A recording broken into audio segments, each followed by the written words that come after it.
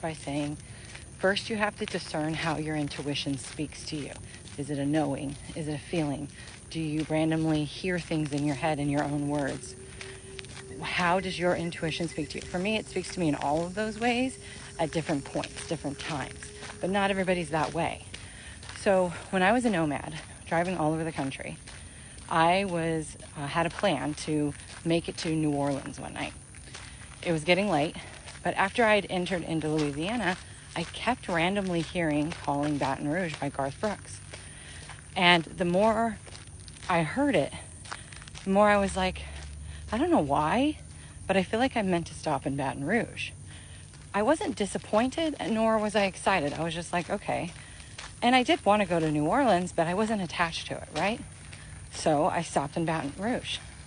That night, I went to a restaurant to get something to eat because I was starving and it was late, and the restaurant was going to be closing in a couple of hours.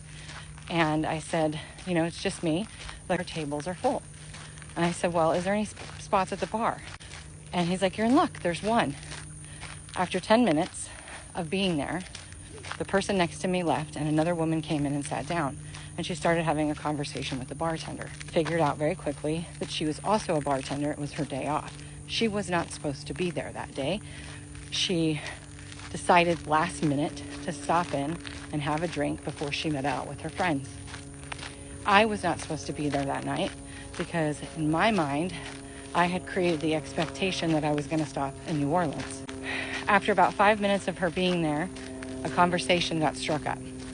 Before you know it, we're 4.5 hours deep into her story, my story. She's purchased my book. She's super excited that she met me. She's like, this was synchronicity. This was meant to be. You weren't supposed to be here tonight. I wasn't supposed to be here tonight. And I really needed to have this conversation. All because I listened to my intuition and said, I'm going to go ahead and stop in Baton Rouge, even though I have no idea why, and not get caught up on my ego needing to get to New Orleans tonight. Your ego or your inner children will always have questions. How? When? Why? Are you sure that's going to work? What if it doesn't work? It creates stories. Your intuition, my thing about Calling Baton Rouge, there was no story attached to it. There was no narrative. There was no energy. But with the ego and the inner children, there's always a story. There's always a story. There's always some kind of thing that could go on and on and on. And it usually activates the nervous system, makes you feel in fear, tense, heavy, frozen. This is the very best example